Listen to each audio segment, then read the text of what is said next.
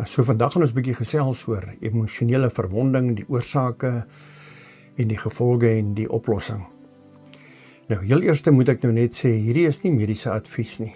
Dit is maar net 'n getuienis van my eie persoonlike wandel en wat ek in die proses geleer het en wat ek waargeneem het om ook werklik vry te kom.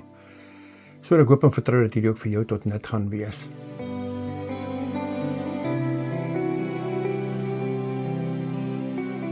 Baie dankie dat jy saam met my kuier en ek glo jy's nuuskierig oor hierdie onderwerp omdat jy self ook dalk 'n pad gestap het van emosionele verwonding en kom ons maak 'n bietjie harte oop teenoor mekaar en ek is bly ek kan saam met jou sit en ek hoop en vertrou regtig waar dat dit wat ek met jou gaan deel vandag vir jou gaan help. So hierdie is maar net 'n voelvlug oor 'n baie diep onderwerp en raak ek basies maar net die oppervlak aan. Maar ek glo en vertrou dat hier gaan genoeg inligting deurkom om ook 'n proses in jou lewe aan die gang te sit, wanneer jy die beginsels verstaan en dit begin toepas. Nou ek persoonlik dink daar is nie 'n enkele mens op die gesig van die aarde wat kan sê dat hy nog nooit enige emosionele pyn of verwonding ervaar nie, en ek dink dit is 'n ding wat almal se pad langs kom. En daarom is dit ook nodig vir hierdie aanbieding om te maak sodat indien jy ook hierdie pad gestap het, party in 'n meerdere, party in 'n mindere mate, en dat dit ook vir jou kan help om werklik waar vry en gesond te kom. Nou wat ons net hier moet verstaan is dat emosionele verwonding vind slegs in die siel van die mens plaas. En wanneer hierdie verwonding plaasgevind het, dan affekteer dit jou hele menswees. Dit bepaal hoe jy dink, dit bepaal hoe jy optree, dit bepaal hoe jy presteer. En wanneer hierdie emosionele verwonding nie reg hanteer word nie, dan later ook 'n fisiese invloed op jou liggaam. Bykans alle sielkundige, psigologiese en emosionele afwykings kan teruggeneem word na een of meer spesifieke gebeure wat plaasgevind het in jou lewe. En daarom is dit baie belangrik dat ons by hierdie spesifieke gebeure moet uitkom en dit identifiseer. Nou wat bietjie moeilik is hier is dat baie keer probeer ons hierdie seer dinge wat met ons gebeur het, probeer ons dit in ons gedagtewêreld begrawe, maar ons kan nie. En baie keer is ons bang omdat dit so geweldig intens en seer was, wil ons nie hierdie goed oopmaak of oopgrawe nie.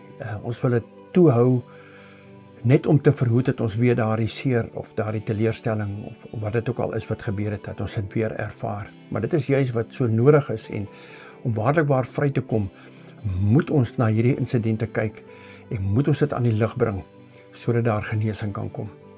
So in hierdie sessie hanteer ons dan die emosionele verwonding. Waar kom dit vandaan? Wat is die oorsprong daarvan? Wat is die gevolge daarvan en wat ons kan doen om ook gesond en vry te kom?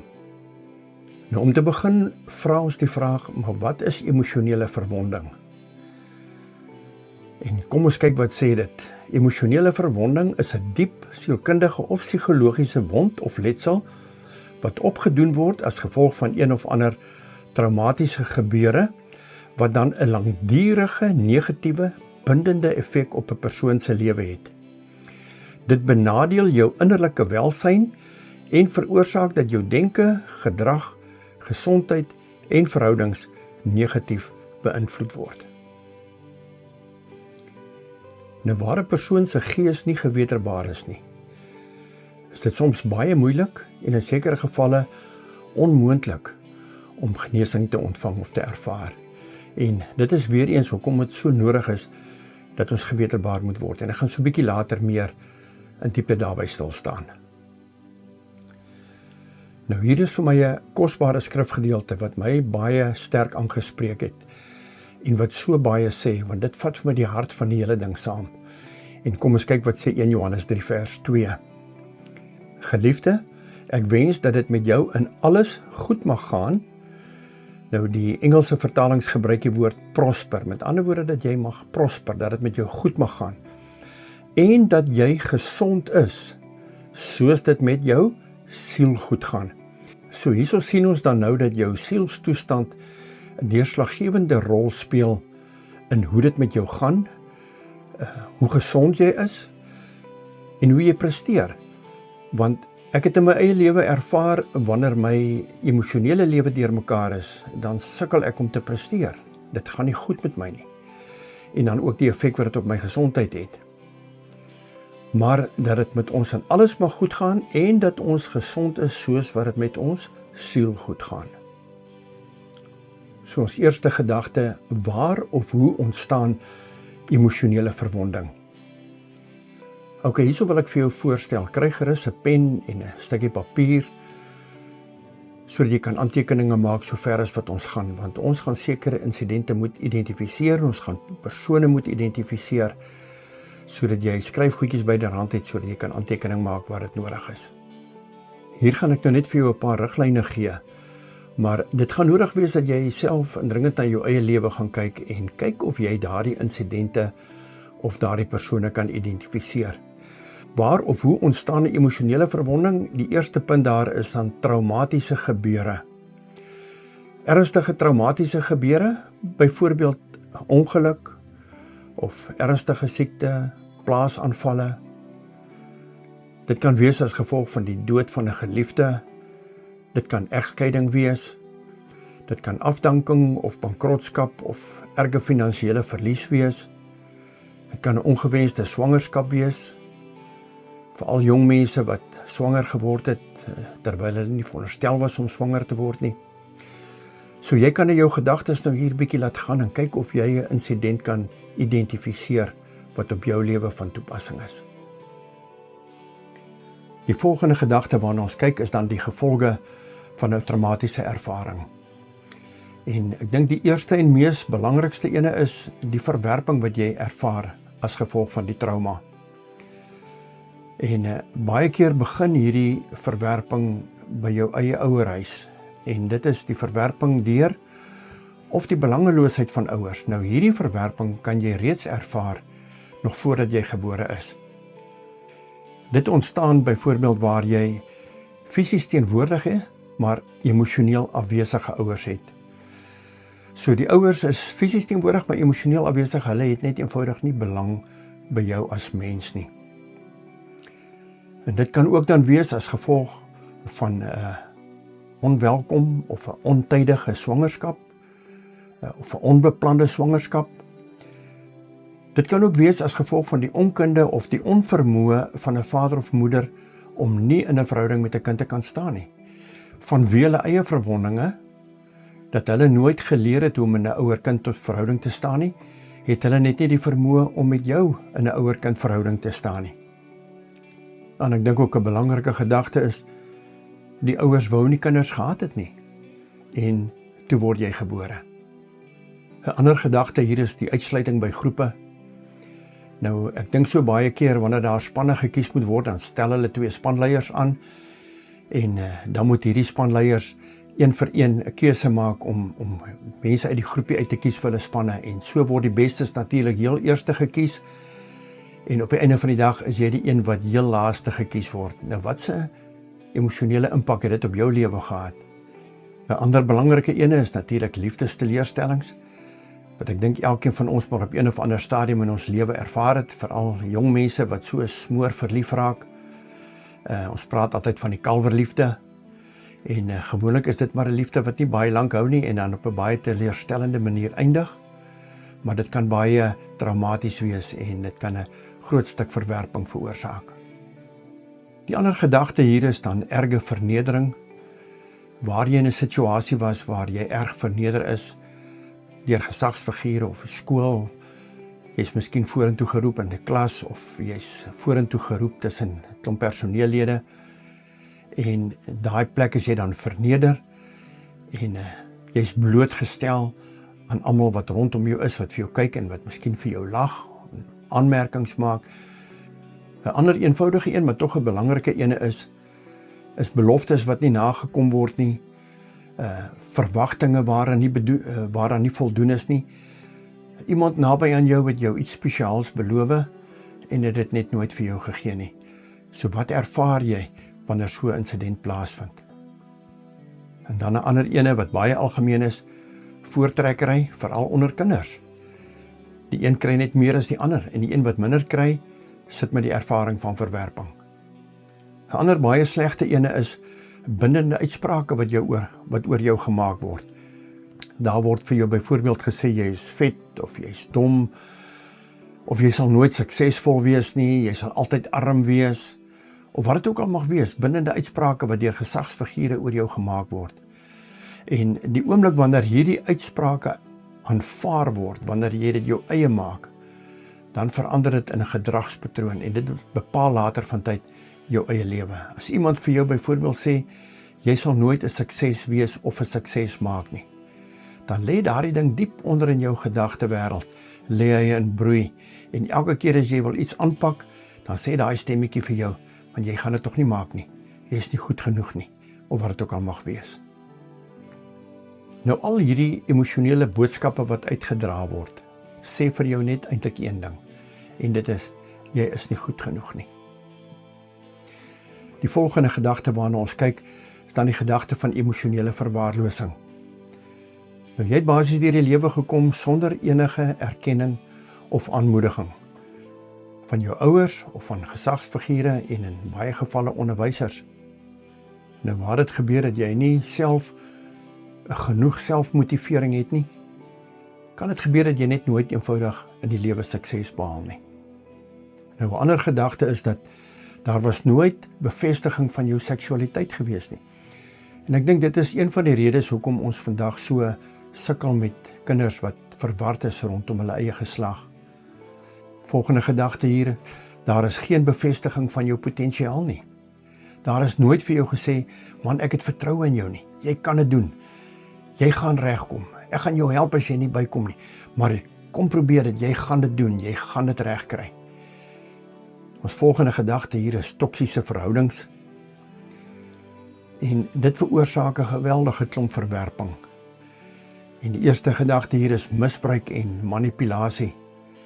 Jy is in 'n verhouding, maar jy word deurentyd in daai verhouding word jy net misbruik. Daar is vir jou geen erkenning, daar is vir jou geen liefde nie. Dit is 'n verhouding waaruit jy nie kan ontvlug nie.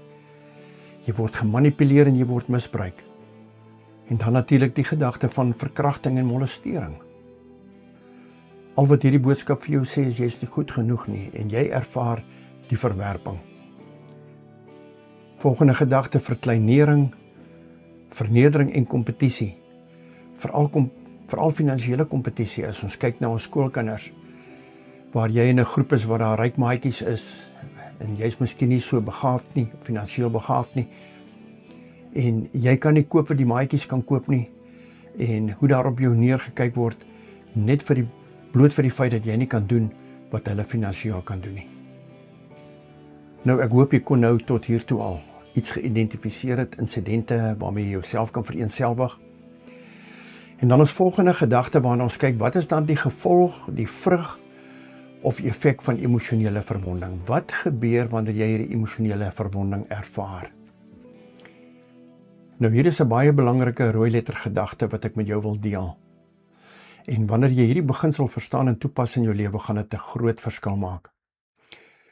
Want ek en my vrou Sonet was op 'n stadium betrokke by 'n bediening onder hawelose mense. En die een enkele gedagte wat vir ons sterk uitgestaan het tydens daardie tydperk, was dat al daardie mense sit in die situasie waar hulle sit as gevolg van een rede. Hulle het nooit hulle emosionele verwonding hanteer nie. En hierdie gedagte bevestig dit vir ons. Dit maak nie saak wat met jou gebeur nie. Wat van belang is, hoe reageer jy op dit wat met jou gebeur? Wat maak jy met dit wat met jou gebeur? Koester jy dit of verwerk jy dit? Nou goed, kom ons kyk weer na die gedagte van verwerping. En as ons kyk na hierdie sketsie, dan sien ons, hier is die traumatiese gebeure wat plaasgevind het. En ek hoop en vertrou, jy kon dit alreeds identifiseer. En wat baie keer gebeur is, wanneer jy so traumatiese ervaring ervaar, dan ontstaan daar 'n wortel van bitterheid. En dan volg daar gewoonlik een van twee reaksies. Die eerste reaksie is die verwerping wat jy ervaar. En die ander reaksie is dan die rebellie wat volg daarop, of die rebelse toestand wat ontstaan. En wanneer ons kyk na verwerping, dan sien ons, hy staan weer op twee bene. En dit bepaal dan weer jou uitkyk, jou lewensuitkyk, dit bepaal jou optrede. En die eerste ene hier is dan die vrees vir verwerping, of die vrees om weer verwerp te word. En dan die ander ene is selfverwerping. So wanneer ons weer kyk na die rebelliegedagte, dan sien ons, hy staan ook op 2 bene. En die eerste ene is, jy begin na buite manifesteer. So jy is 'n ou wat wil beklei en jy wil raas. Of aan die ander kant, slaan jy weer toe en jy trek jouself na binne. So wanneer ons kyk na hierdie 2 pole, dan sien ons, wanneer jy die verwerping ervaar, dan begin jy baie keer dinge doen om aandag te kry. Ons gaan net nou 'n bietjie meer daarby stil staan. En wanneer jy snaakse dinge doen om aanvaarding te kry, dan maak jy jouself baie keer onbemind. En wanneer jy jouself onbemind maak, dan word jy verwerp en mense stoot jou af. En dan sien ons hier kom 'n proses aan die gang. Van jy ervaar verwerping, jy doen dinge om aanvaar te word. Daai dinge is nie aanvaarbaar vir mense nie en hulle stoot jou af en jy ervaar weer verwerping en dan begin jy weer dinge doen. So hier begin 'n proses in 'n mens se lewe wat speel tussen hierdie 2 pole.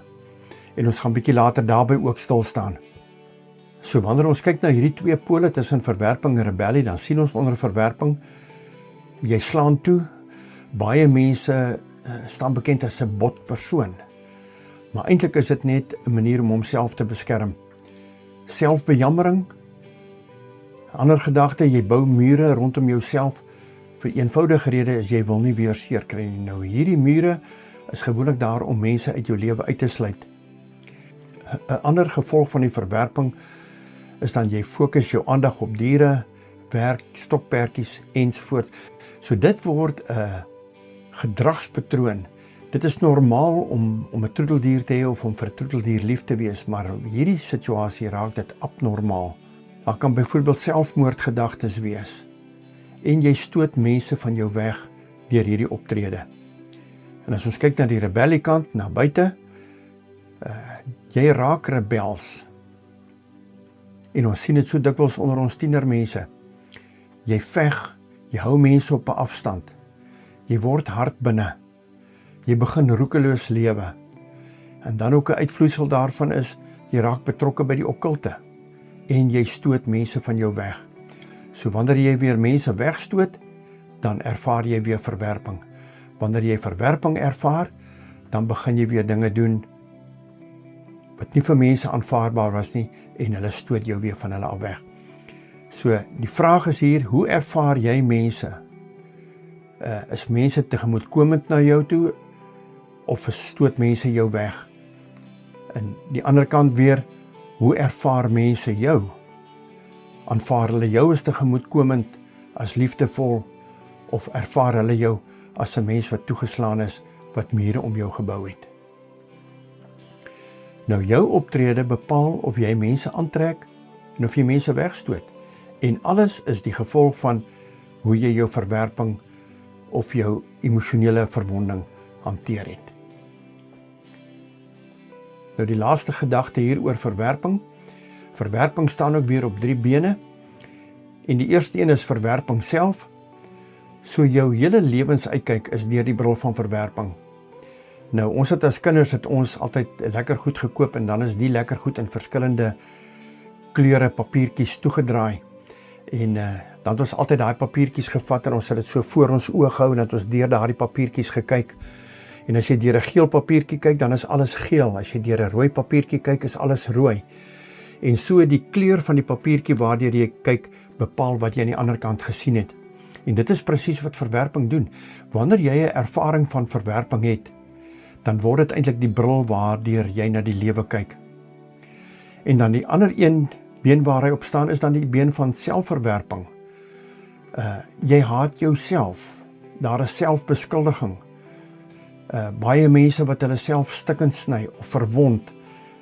Tatoeëring is vir my een van daardie goeters wat vir my baie vreemd is. Hoekom mense dit laat doen? Dit is 'n pynlike ervaring en tog laat hulle dit doen. Skending van die liggaam. Mense wat net nie meer omgee vir homself nie, roekeloos wees. En dan die derde ene, wat 'n baie interessante ene is jaloesie. En waar ek ook op 'n stadium met jaloesie te doen gehad het en ek vir Vader gevra het, maar wat is die bron en die oorsprong van jaloesie? Want ek kry nie regtig antwoord in die Bybel nie. het ek dit net so ervaar dat Vader met my deel dat jaloesie is die vrees om verwerp te word. Nou wat doen 'n jaloerse persoon? 'n Jaloerse persoon wil jou die hele tyd vashou. Dit is asof daai persoon jou in 'n glaskas wil sit waar hy jou kan beheer. So jaloesie wil jou die hele tyd dophou waar jy gaan, wat jy doen, met wie jy besig is, met wie praat jy. Hy wil jou die hele tyd kontroleer. En alles is net, dit is 'n vrees om verwerp te word. En deur daai persoon se optrede probeer hy jou so inperk en beheer dat jy hom nie kan verlaat of verwerp nie. Nou om hierdie hele proses te stop, moet ons deel met die oorsprong, met die wortel van die kwaad.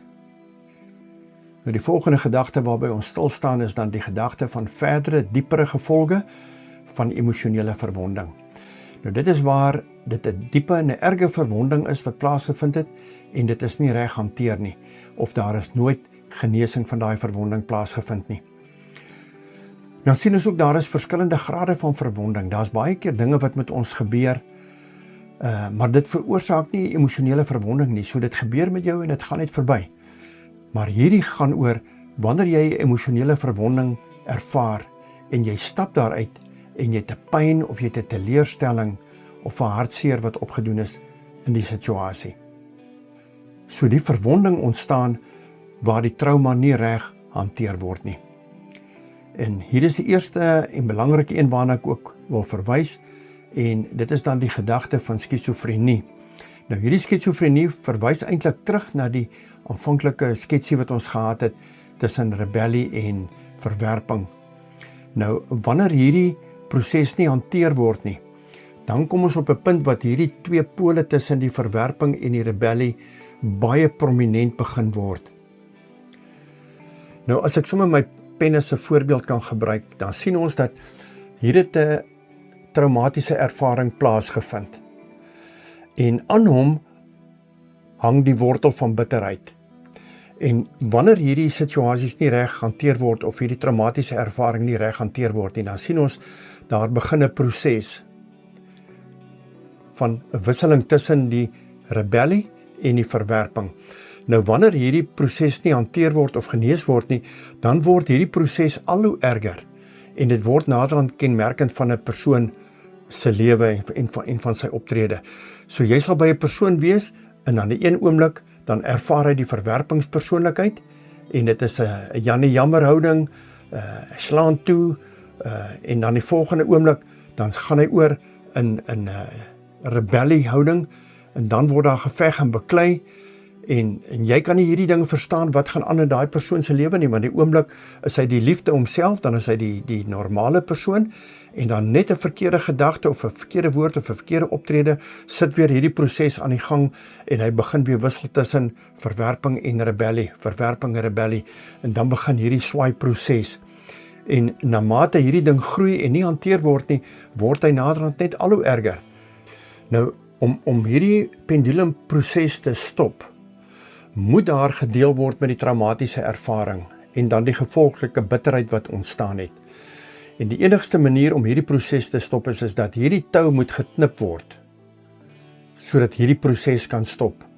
En ons gaan 'n bietjie later stil staan by hoe om hierdie tou te knip, dat ons hierdie proses in ons lewe kan stop. Die volgende gedagte hier is die Isebelgees. Nou hierdie Isebelgees gaan gewoonlik gepaard met verwerping. Nou ons kan hierdie gedeelte kan ons nagaan in die Bybel tussen Agab en sy vrou Isebel en dit is eintlik maar waar die gedagte van die Isebelgees vandaan kom. Agab wat 'n bietjie van 'n swakker persoonlikheid was en Isebel wat al die reëlings wou oorgeneem het en dat hy tot so ver gegaan het dat sy moord gepleeg het. En dit is eintlik 'n baie gevaarlike gees waarmee ons te doen het en daarom wil ek dit ook graag uitlig. Nou soos ek gesê, dit gaan gewoonlik gepaard met verwerping en die hele doel en rede van hierdie Isebelgees is weer eens maar net om mure te bou, om omgewing en persone te beheer en te manipuleer en alles gaan daaroor om te verhoed persoon weer emosioneel verwond raak of seer kry. Nou die Isebelgees wil alles beheer sodat daar nie ruimte kan wees om weer seer te kry nie. En as hulle nie jou kan beheer nie, probeer hulle om jou omgewing te beheer. Hulle reaksie is soms baie aggressief van aard. Hulle monitor wat hulle nie kan beheer nie. Pogings om hulle te help, dit word nie aangesien as hulp nie, maar dit word aangesien as verwerping, want die boodskap wat hulle kry die oomblik as jy hulle wil help, dan ervaar hulle maar net, jy verwerp hulle ook weer.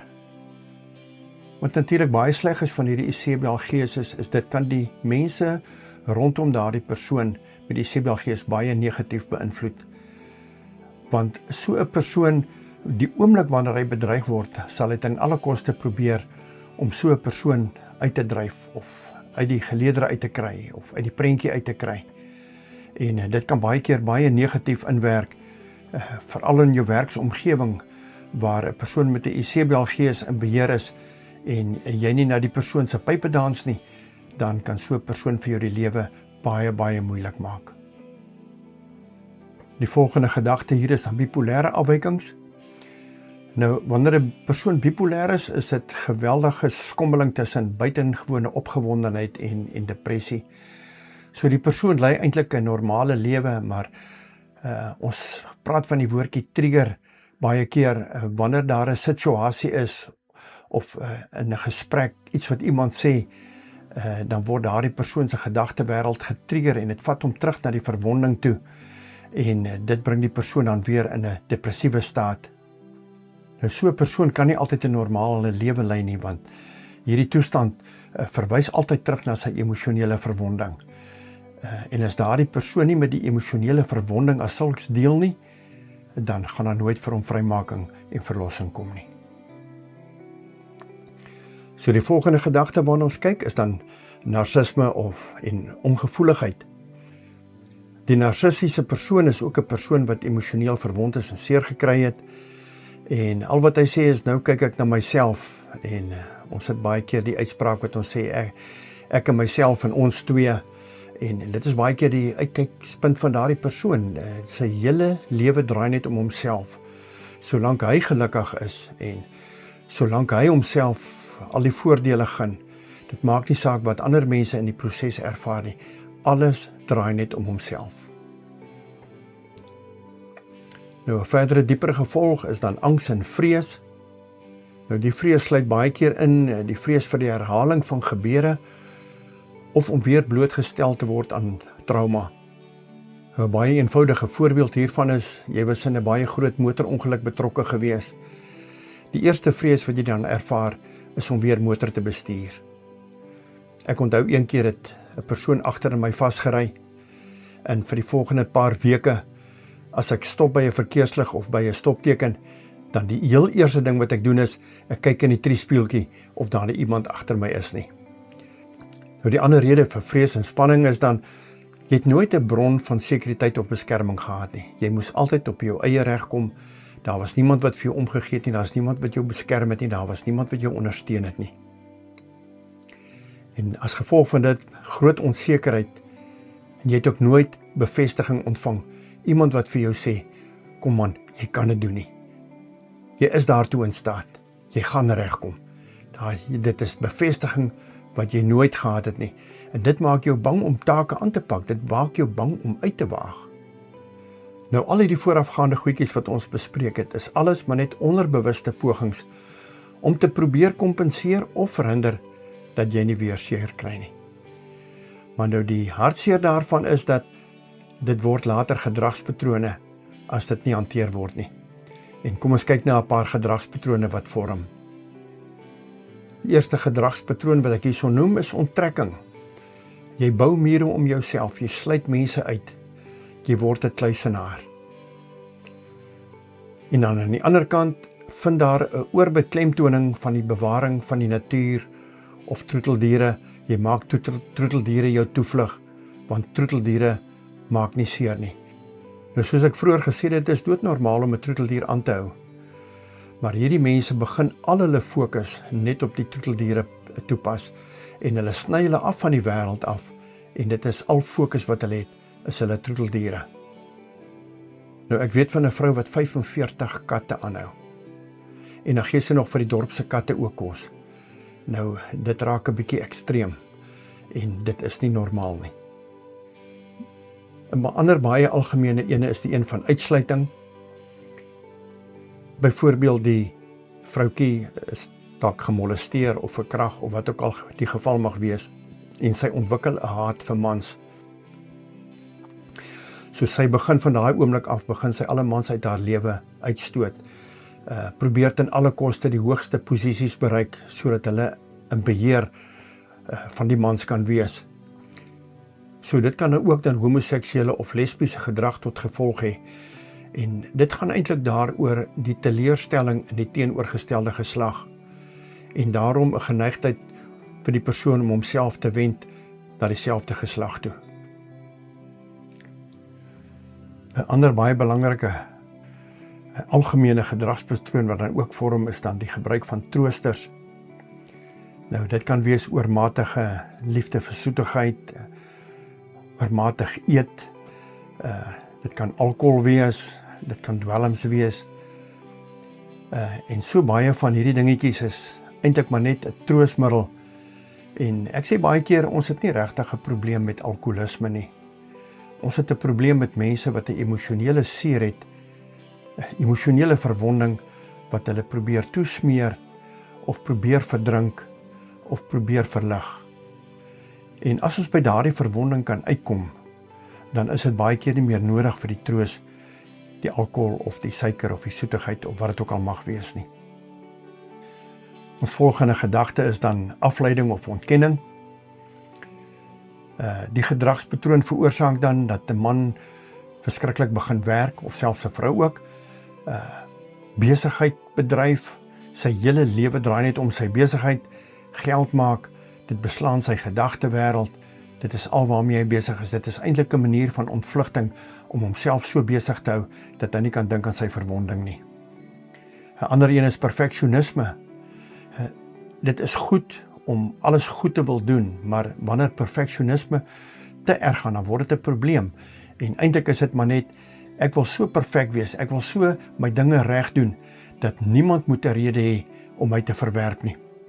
Volgende een is sport of stokperdjies. Die persoon raak oorbehep met sport of met stokperdjies. Dit beslaan sy hele lewe. Nou hier is 'n ander ewel en dit is natuurlik ons sosiale media en videospeletjies. Dat mense kan vir hulle self ure en ure besig hou met sosiale media en met videospeletjies. En dit is maar net 'n manier om te ontvlug, sodat daar nie fokus geplaas word op die verwonding of die pyn, emosionele pyn wat ervaar word nie. En dan 'n baie interessante ene is hierdie oorverdowende doef musiek wat baie keer ons jong mense so luister. En wat ek maar net ervaar het is daar, wanneer hulle hierdie doef musiek so luister, dan skakel dit hulle gedagtewêreld af. En hulle is so gefokus op die musiek dat hulle nie kan dink nie. En dit is ook 'n manier van ontvlugting. Nou, 'n laaste gedagte oor die gedragspatrone wat ontstaan, is oormatige seksuele behoeftes. Nou, seksualiteit is heeltemal normaal, maar vir party mense word dit 'n kruk en word dit 'n toevlug. En daarin soek hulle juis hulle aanvaarding. In ander gevalle word mense weer roekeloos, gee nie meer om nie. Die jonge dame het miskien haar maagdelikheid verloor, so sy gee glad nie meer om nie, word roekeloos. Of in ander gevalle weer, daar is 'n kwaad of 'n haat of 'n woede, en dan word so 'n persoon word dan 'n verkragter. Dit is 'n baie negatiewe gedragspatroon wat vloei uit 'n emosionele verwonding en wat hanteer moet word. Nou hier is weer so 'n rooi letter gedagte. Al hierdie gedragspatrone is nuttelose pogings om die pyn te ontvlug. Ons moet deel met die wortel. Nou ek het nou hierso sommer so tong in die kies, het ek 'n fotootjie of 'n sketsie aangeheg en kom ons kyk daarna. Dit is miskien grappig, maar eintlik baie hartseer, want dit is die realiteit van die ding. Al maak ons die kas se deur toe, die geraamte bly in die kas. Ons moet deel met die wortel. Hier is 'n volgende enetjie waarna ons kan kyk, wat net soveel waarheid bevat. Ons kan nie ons probleme onder die mat invee nie. En so moeilik as wat dit mag wees, Ons moet ons probleme in die oë kyk, sodat ons by die wortel kan uitkom, sodat ons dit kan hanteer. Die volgende gedagte waarby ons stil staan is dan die fisiese gevolge of effek van emosionele verwonding.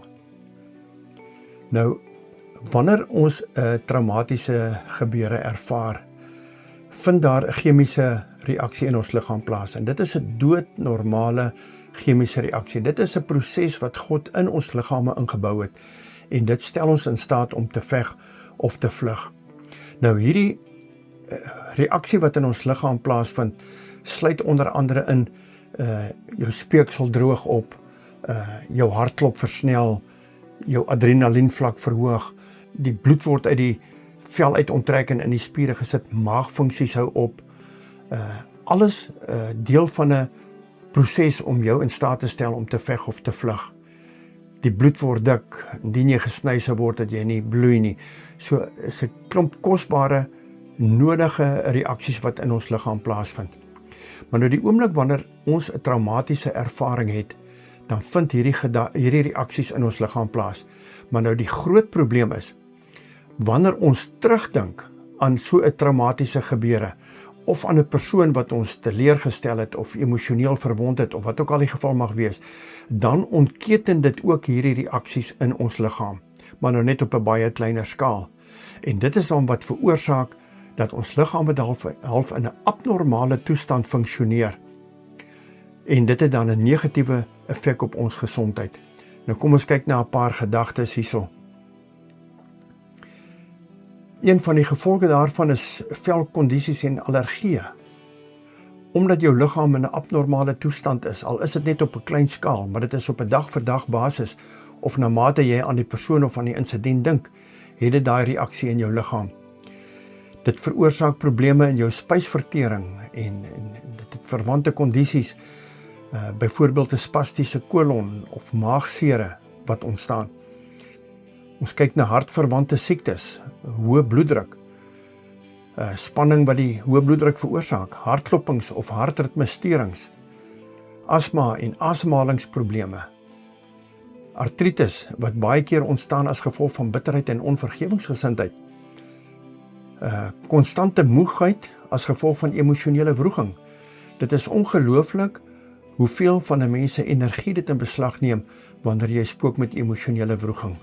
Wanneer jy 'n sensasie van haat of bitterheid in jou koester, hoeveel energie gebruik of vermors jy daarmee? Onvrugbaarheid. Onvrugbaarheid byvoorbeeld omdat die persoon bang is dat sy kinders word blootgestel aan dieselfde ervaring of negatiewe ervaring wat die persoon self ervaar het. Daarom is hulle nou bang om kinders te hê. Nou die groot vraag is nou, kan jy identifiseer? Nou, ons kan dit vergelyk met 'n fisiese wond wat iemand opgedoen het. So die letsel van die wond is nog sigbaar, maar daar is geen pyn meer aan verbonde nie. Nou, ek wil net weer as voorbeeld gebruik, ek het 'n paar jaar terug het my vinger in die elektriese saag geland en ek het my vinger, basies die helfte van die vinger het ek oopgesny tot op die been. Nou dit was 'n geweldige pynlike ervaring gewees. Maar nou, in die tussentyd het daar genesing plaasgevind. En vandag kan ek aan my vinger raak, ek kan met my vinger doen net wat ek wil, ek ervaar geen pyn meer nie. Die wond is nog hier, die wond is nog duidelik sigbaar, en die wond herinner my terug aan daardie dag toe my vinger in die masjien geland het. Maar daar is geen pyn meer aan verbonde nie. En dit is waarmee ons wil deel. Ons kan nie dit wat gebeur het, kan ons nie wegvat nie, ons kan dit nie verander nie. Dit het gebeur, maar hoe ons dit hanteer wat met ons gebeur, dit gaan die verskil maak. En dit is waar ek wil hê, dat elkeen van ons moet kom op hierdie punt, dat ons kan terugdink aan die gebeure wat wel plaasgevind het, maar dat ons geen emosionele pyn ervaar nie. Nou hier is weer 'n rooi letter gedagte waarmee ons begin, en dit is, maak Jesus jou toevlug. Nou soos ek vroeër genoem het, emosionele verwonding vind in die siel van die mens plaas. En wanneer jou gees gewederbaar is, dan gaan dit jou help om deur jou emosionele verwonding te werk. Want jou gees is van 'n hoër orde as wat jou siel is. So wanneer jy jou siel ondergeskik stel aan die hoër orde van jou gees, dan help dit jou om tot volkome genesing te kom. Nou, omdat dit 'n sielservaring is, het ons nodig om dit ook geestelik te bekyk. Ons kan dit nie net vanuit die sielsdimensie uit herstel en regmaak nie. Ons moet dit vanuit die geesdimensie regmaak. En dit is hoekom dit so nodig is dat ons Jesus ons toevlug moet maak. Nou, om waarlik gesond te word, moet die verwerping vervang word in aanvaarding. Nou, hier is 2 kosbare skrifgedeeltes wat hierdie gedagte bevestig. En die eerste een is in Psalm 27 vers 10. Sê, want my vader en my moeder het my verlaat, maar die Here sal my aanneem. Maar dit is 'n ervaring wat baie van ons dikwels ervaar, is dat die verwerping kom juis van ouers en van gesagsfigure af. Maar wanneer ons hierdie gedagte besef, is dat maak nie saak wie my verwerp nie, die Here is bereid om my aan te neem. Romeine 15 vers 7. Neem daarom mekaar aan, soos Christus ons ook aangeneem het, tot heerlikheid van God. Nou, hier is 'n pragtige gedagte, dat Jesus Christus ons reeds aangeneem het. Wanneer jy ja gesê het, wanneer jy geantwoord het op sy roepstem, om in 'n verhouding met hom te kom staan, dan word jy deur hom aangeneem, en dan kan niemand jou basies meer verwerp nie. En as ons dan kyk na die prys wat Jesus vir ons betaal het, want hy het nie net gesterf vir ons sonde nie, hy het ook gesterf vir ons emosionele verwonding, vir ons fisiese probleme in ons liggame, vir ons siektes en ons krankhede wat hy op hom geneem het en wat hy gedra het. Was so 'n volledige pakket, dit wat Jesus vir ons berei het. En Jesus wil ons aanneem. So as ons kyk na die Bybelse metode hoe om hierdie situasies te hanteer, emosionele verwonding, haat of bitterheid of verwerping of wat daar ook al mag wees, die Here vir ons duidelike riglyne in die woord neergelê. En hy is baie ernstig oor hierdie saak. Want hy sê aan die een kant, hy sê, as jy aan iemand iets gedoen het, en jy kom agter jy het 'n persoon benadeel, dan moet jy na daardie persoon toe gaan, en jy moet jou sake met hom gaan regmaak. Aan die ander kant weer, as iemand iets aan jou gedoen het, dan verwag die Here dat jy daai persoon moet vryspreek. En alles gaan daaroor, die Here wil hê, jy moet emosioneel vry wees. Dit is hoekom hy so ernstig is oor hierdie saak. Nou hier is weer 'n rooi letter gedagte waarna ek wil hê ons moet kyk. En dit sê, vryspraak en vergifnis bring genesing vir jou. Wanneer jy iemand kan vryspreek, bring dit vir jou genesing. Maar belydenis van oortreding, het sy teenoor God of teenoor 'n persoon, bring vrymaking vir jou. Wanneer jy iemand release, wanneer jy iemand vryspreek, dan bring dit vrymaking vir jou. En die hele gedagte is, dat ek en jy wil emosioneel vry en gesond wees. So hoe hanteer ons dit volgens Bybelse beginsels? Kom ons kyk wat sê die woord vir ons in Matteus 6 vers 12. En nou vra ons vir die Here, en ons sê, Here, vergeef ons ons skulde, soos ons ook ons skuldenaars vergewe. So as jy nie kan vergewe nie, kan jy nie vergewe word nie. En dan vers 14.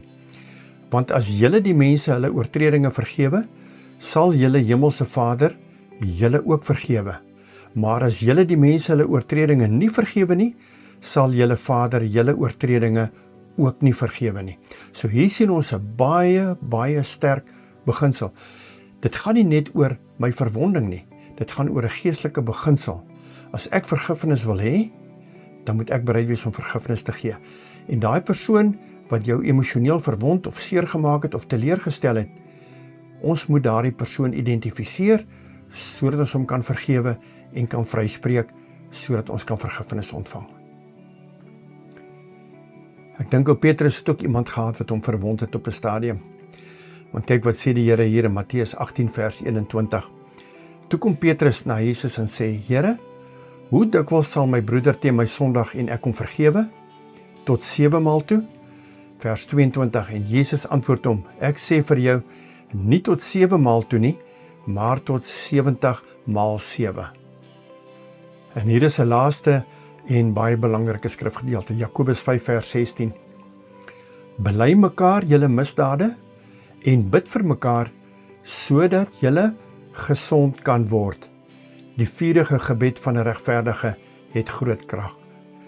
bely mekaar julle misdade en bid vir mekaar, sodat julle gesond kan word. En hier sien ons maar net weer, dat emosionele ongesondheid het 'n direkte effek op 'n mens se liggaam. Ek dink ook maar net weer aan daai skrifgedeelte wat ons vroeër aangehaal het, 3 Johannes vers 2. Geliefde, ek wens dat dit met jou in alles mag goed gaan en dat jy gesond is soos wat dit met jou siel goed gaan. So nou kom ons by die praktiese toepassing, wat ons gaan doen om emosioneel gesond en vry te kom. Nou wil ek net weer sê, hierdie is nie mediese advies nie, maar getuienis van my persoonlike ervarings en waarneming. En dit is slegs riglyne wat ons kan gebruik om vry te kom. Dit is die riglyne wat ek gebruik het om vry te kom. Nou ek dink die eerste en die belangrikste stap in hierdie proses is om jou probleem in die oë te kyk. En hoe seer of hoe ongemaklik dit ook al mag wees, ons moet dit doen. Ons moet die probleem of die persoon identifiseer. En dit laat my weer dink aan die gedagte van die geraamte in die kas. Ons moet daardie kas se deur oopmaak, dat daai geraamte kan uitkom. Of soos die doring in die voet. Jy kan met daai doring in die voet loop, maar elke keer as jy op 'n klippie trap, presies op daai plek waar die doring is, dan gaan jy die pyn ervaar. Of as jy 'n seer of 'n stuk in 'n vinger het, elke keer as jy daai vinger gaan stamp, gaan jy die pyn ervaar. Dit is so nodig dat ons hierdie probleem in die oë moet kyk. Bring dit aan die lig. En daar is so 'n mooi skrifgie in 1 Johannes, wat is dit, 1 Johannes, waar Jesus sê dat as ons in die lig wandel soos wat hy in die lig is, dan het ons gemeenskap met mekaar en dan kan die bloed van Jesus Christus ons reinig. Dit is so nodig dat ons hierdie dinge aan die lig moet bring. Nou kom ons kyk weer na ons tema prentjie in hierdie foto sê so baie. Baie keer sleep ons emosionele verwondinge soos 'n swaar bal agter ons aan. En dis 'n gewig, dis 'n emosionele gewig wat ons elke dag van ons lewe dra. Maar dit is nie werklik vryheid nie. Nou die hartseer van alles is dat Jesus was nog altyd daar, van die oomblik van konsepsie af tot nou toe. Die probleem is net dat ons hom op daardie stadium van ons lewe, toe ons nood gehad het of toe ons in die moeilikheid gekom het, nie herken of erken het nie. En dit was net omdat ons hom miskien nog nie geken het nie. Die gevolg was dat hy ons nie in daardie omstandighede kon help nie, want ons het nie geweet om uit te reik na hom toe nie, om hom te vra vir hulp nie. Maar ons hoef nie alleen en verwond deur die lewe te gaan nie. Jesus het 'n baie duur prys betaal, sodat ons in 'n verhouding met hom kan staan. Dat hy ons verlosser kan wees. Hy nooi jou vandag uit, in die omstandighede wat jy tans ervaar. Maak hom deel van jou lewe, en laat hom toe, om jou te help, om vry te kom. Dit is hoekom Jesus sê, ons moet weer gebore word, Johannes 3. Hy wil onlosmaaklik deel van ons lewe word, sodat hy ons kan help. Nou ek het baie materiaal oor hoe om wedergebore te word op hierdie kanaal. En onder in die beskrywing gaan ek vir jou 'n klompie skakels los. Kyk gerus daarna, hoe om wedergebore te word. 8 lesse, baie belangrike inligting wat daar deurgegee word. Ek het ook 'n pragtige reeks daar oor Bruce Wilkinson, oor hoe om te vergewe, die reeks 70x7. Baie belangrike reeks om na te kyk. Kyk gerus daarna en dit gaan vir jou help. Nou waar het verwerping begin? Ons het dit geërf van Adam en van Eva. Nou die oomblik toe Adam en Eva hulle rug draai op die bron van liefde, die bron van aanvaarding, die bron van erkenning, en van God af weggestap het, van daardie oomblik af, het hulle en elkeen van ons wat uit hulle gebore is, desperaat op soek begin raak na hierdie liefde, erkenning en aanvaarding. Goed, so die vraag is nou, waar het jou verwerping of jou verwonding begin? Wat was die grootste teleurstelling, vernedering of emosionele pyn wat jy al ooit ervaar het? Begin so ver terugdink as wat jy kan onthou en maak aantekeninge, skryf op gebeure, insidente, name wat jy kan onthou. So ver terug as wat jy kan onthou, en miskien is dit ook hier nodig om ook die Here te vra om jou gedagtes te verfris en Dat hy ook gedagtes vir jou sal bring van insidente wat jy miskien ook al van vergeet het, dat jy dit kan hanteer, sodat jy kan volkome vrykom. Partykeer is dit juist die gedagtes wat ons so desperaat probeer begrawe, wat eintlik die seerste is. En dit is juist hulle wat ons moet uithaal. En as ek weer terugkom na die gedagte van die doring in die voet, partykeer is dit baie pynlik om 'n naald te vat en in die voet te grou om daai doring uit te kry. Maar daar is nie 'n ander manier om gesond te word nie. Jy moet maar daardie emosionele pyn verdra om by die wortel van die kwaad uit te kom, sodat daar genesing kan kom. Dit is ook belangrik om die Here te vra om jou te help, want miskien het jou verwonding al begin toe jy nog 'n fetus was, nog voor jou geboorte. En daar is niemand wat jou aan dit kan herinner nie. Dis net die Here deur sy Heilige Gees. Nou daar is 2 maniere hoe ons dit kan hanteer. Partykeer is dit makliker om by die persoon te begin en die persoon te identifiseer en dan die persoon aan 'n insident te koppel. Wie is daardie persoon wat so gereeld in jou gedagtewêreld of voor jou gesig opkom? Nou dit is daardie persoon, wanneer jy aan hom dink, dan kry jy so 'n hol gevoel op jou maag of jy kry so 'n warm gevoel in jou nek. Dit is daai persoon by wie ons wil uitkom, want dit is die persoon wat jou emosioneel verwond het. Aan die ander kant, as dit makliker is, kan jy eers by die insident begin. Watter insident was daar wat plaasgevind het? En kan ons dan daardie insident aan 'n persoon koppel? Maar dit is die 2 belangrike gedagtes, is of die persoon, of die insident, of albei van hulle. Nou dit is amper vir my as ek hierso sit en gesels met jou, dit is amper of ek jou emosionele pyn kan ervaar. Maar die Here gaan jou help om vry te kom en ek het so 'n paar riglyne hier neergelê, so 'n programmetjie wat ek opgestel het, wat my gehelp het om my gedagtes te formuleer en ek gaan dit vir jou gee en miskien kan dit vir jou ook help. Maar kan ek vir jou bid in hierdie oomblik? En kom ons vertrou die Here vir oplossing vir jou emosionele pyn of verwonding wat jy ervaar het.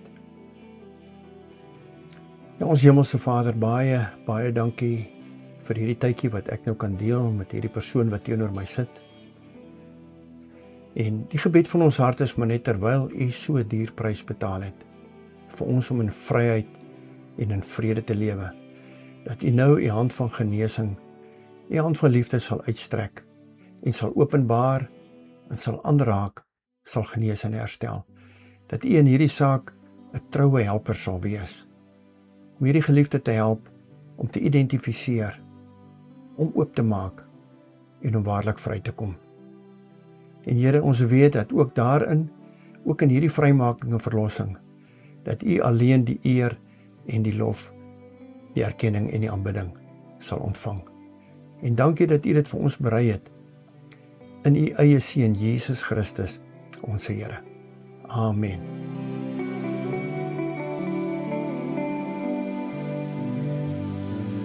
Nou goed, en nou het ons gekom by die praktiese toepassing. En dan die eerste gedagte waarna ons dan kyk, is dan die persoon betrokke. Nou dit is baie belangrik dat ons hierdie persoon moet identifiseer en dat ons sy naam kan opskryf. En soos ek vroeër gesê het, as ons nie by die persoon kan begin nie, as dit makliker is om by die insident te begin, is dit ook reg. Skryf dan die insident neer, wat presies gebeur het. Maar dit is belangrik dat ons by een van hierdie 2 punte moet begin. So wanneer ons aan hierdie persoon identifiseer, dan skryf ons sy naam op. En wat baie belangrik is hier is, dit maak nie saak of die persoon alreeds oorlede is nie.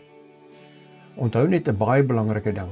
Hierdie gaan nie oor die persoon wat kwaad aan jou gedoen het nie. Dit gaan oor jouself en aan jou wat moet vrykom.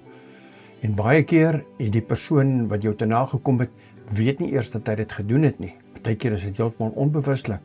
Of as daardie persoon selfs al oorlede is, het dit geen effek meer op hom nie. Maar dit gaan oor jou, jy wat moet vrykom. En dan ons tweede punt waarna ons kyk hierso. En die rede hoekom ons hierdie punt inbring, dit is dat dit ons gaan help om te vergewe. Want partykeer is dit baie moeilik om te vergewe, maar wanneer ons kyk na hierdie gedagte, hoekom het die persoon dit gedoen? Dat jy jouself net vir 'n oomblik in daardie persoon se skoene probeer sit. Hoekom het hy gedoen wat hy gedoen het? Wat was sy emosionele agtergrond? Wat het hom gedryf of wat het hom gemotiveer? Maar ek dink die belangrikste rede van al die redes is, dat so 'n persoon wat iemand anders te nakom, staan nie in die regte verhouding met die Here Jesus Christus nie. Hulle is nog nie gewederbaar nie.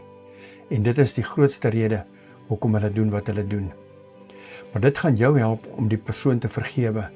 Die oomblik wanneer jy ook kan verstaan, hoekom het hy gedoen wat hy gedoen het. Wat was sy huislike omstandighede? Wat was sy finansiële omstandighede? Wat was sy emosionele omstandighede? Miskien is daar 'n goeie rede hoekom hy gedoen het wat hy gedoen het. Was hy gedryf geweest? Was dit demoniese magte? Ons weet nie. Maar probeer jou vir 'n oomblik net in daardie persoon se skoene sit en jou identifiseer met hom. En dit gaan vir jou help om hom makliker te kan vergewe. Dan die volgende gedagte hier is natuurlik dan om die insident of die gebeure te identifiseer. Nou dink so ver terug as wat jy kan, so ver as wat jou geheue vir jou toelaat. En hier is die hulp van die Heilige Gees van onskatbare waarde. Vra die Here om jou te help, dat hy ook vir jou die gedagtes herroep waarvan jy miskien alreeds vergeet het. En 'n baie belangrike ding is, soos wat ons vroeër gesê het, dat hierdie verwondinge kan reeds plaasgevind het, terwyl jy nog 'n fetus was voor jou geboorte. En dit is net die Heilige Gees, wat daardie verwondinge en daardie bindinge wat jy reeds daar ervaar het, kan uithaal. Onthou net een ding, van die oomblik van konsepsie af, is jy reeds 'n lewende wese, en het jy 'n siel. En is jy reeds in staat om 'n emosionele omgewing waar te neem. En so jou emosionele omgewing, of dit positief is en of dit negatief is, dit kan al reeds 'n invloed op die ongebore kind hê. Nou 'n volgende belangrike gedagte ook hier is dan die spesifieke emosie wat jy ervaar het. Wat het jy ervaar daai oomblik toe die insident plaasgevind het? Want jy sal ook met daardie emosies moet deel. Was dit 'n vrees wat ontstaan het? Was dit miskien haat wat ontstaan het? Woede wat ontstaan het? En baie keer die emosies wat 'n mens daar ervaar het, word dan ook later 'n gedragspatroon in 'n mens se lewe. So dis baie belangrik dat ons ook hierdie emosies identifiseer, dat ons ook daarmee kan deel. So as voorbeeld wil ek nou net hierso noem dat 'n jong dogter is miskien gemolesteer. En dan kom die vyand, die Satan, en hy plant 'n leuen. En hy sê vir haar, jy moes miskien harder geskree het, of jy moes nie op daardie plek gewees het op daardie oomblik nie, of jy moes gekeer het, of jy moes gevlug het, of wat dit ook al mag wees. En dan, tesame met die traumatiese gebeure wat plaasgevind het, dan koppel die vyand nog 'n skuldgevoel ook aan dit. En dan sit jy eintlik met 'n dubbel probleem. Die fisiese gebeure wat plaasgevind het, en die skuldgevoel waarmee jy dan loop. Nou goed, en hier kom ons dan nou by die moeilike gedeelte, om daardie persoon vry te spreek. En partykeer gaan dit vir jou nodig wees om selfs die Here te vra, om jou te help om vry te spreek en te vergewe. En dis altyd goed as jy na die Here toe kan gaan en vir hom sê, Here, hierdie is vir my 'n baie moeilike saak, en ek kry swaar om dit te doen, maar ek vra dat U my sal help. En die Here gaan jou gewilligheid sien, en die Here gaan jou help. Want dit is so in Vader se hart, soos wat ek vroeër ook gesê het. Hy wil hê ons moet vry van hierdie dinge leef, omdat die vyand dit so maklik kan gebruik as 'n kruk en as 'n lat om ons mee te slaan. Nou soos wat ek reeds vroeër gesê het, noem die persoon by die naam. Maak nie saak of hy in jou teenwoordigheid is of nie. Noem hom by die naam en praat met hom asof hy in jou teenwoordigheid is. Onthou net, hierdie is 'n geesbeginsel, is 'n geeswerking. Dit het niks met afstand of met teenwoordigheid te doen nie.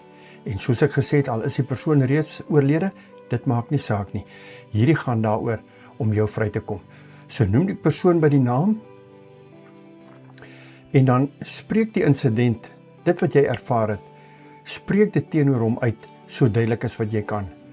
So wanneer jy hierdie persoon vry spreek, praat met hom, verduidelik vir hom eintlik presies, wat het jy ervaar, wat het hy aan jou gedoen, hoe seer het hy jou gemaak, en wat baie belangrik is dat hierdie emosionele seer, of verwonding wat jy binne in jou ronddra, dit moet uit jou sisteem uitkom.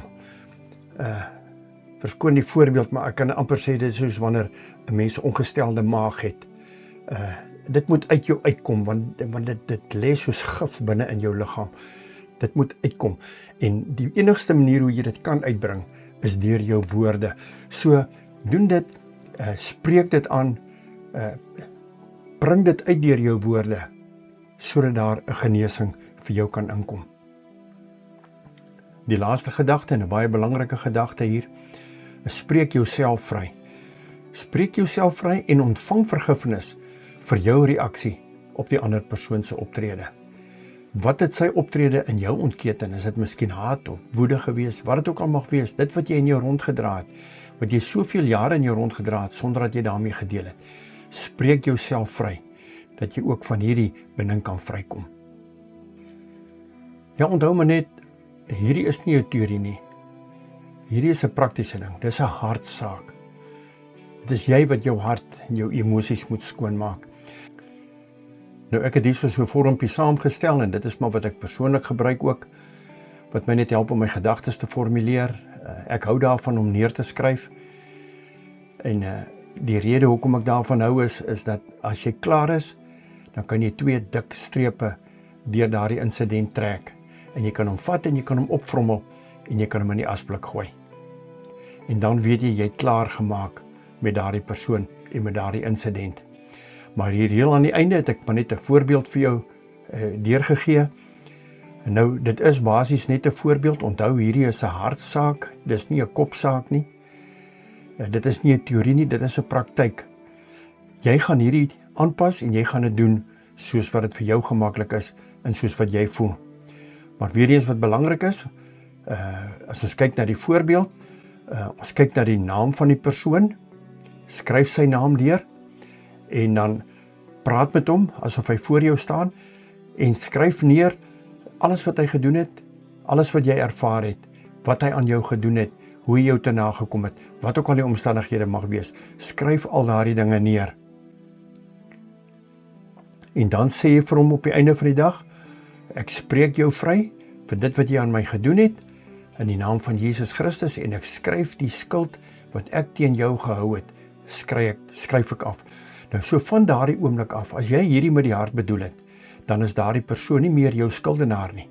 Maar wat baie, baie belangrik is, nou stel jy God se hand in werking om met daardie persoon te werk. En ek kan nie hierdie belangrikheid van hierdie gedagte oorbeklemtoon nie. Wanneer ons met 'n wroging teen iemand loop, dan verhinder ons eintlik die Here om in daardie persoon se lewe te werk, want ons is besig, eintlik streng gesproke, om te probeer om met daardie persoon te lewe te werk, en ons is nie suksesvol nie. Maar wanneer ons vryspreek en vergewe, wanneer ons daardie persoon release, dan kan die Here begin om in sy lewe te werk. Nou baie dankie dat jy so ver saam met my gekuier het, en ek sal baie graag van jou wil hoor. Stuur gerus vir my 'n boodskapie, wat jy ervaar het, wat se deurbraak het jy gekry, waarmee sukkel jy. Al my kontakbesonderhede is aan die einde van die video, of selfs onder in die beskrywing is my kontakbesonderhede. Reik uit na my toe, as ek kan help, sal ek graag wil help, as dit enigstens moontlik is. Maar moenie skaam wees om te vra nie. En ek hoop en vertrou regtig dat hierdie vir jou gaan help. En ek sien uit daarna wat die Here besig is om vir jou te doen, en hoe jy aan die kant gaan uitkom as 'n oorwinnaar. Nou weer eens baie dankie vir die saamkuier, dit was kosbare tyd wat ek met jou spandeer het, en tot ons weer gesels, mag die vrede van die Here met jou wees, mag hy jou lei in die oorwinning, sodat jy kan triomfeer, en dat jy aan die kant uitstap as 'n oorwinnaar, in Jesus naam. Amen.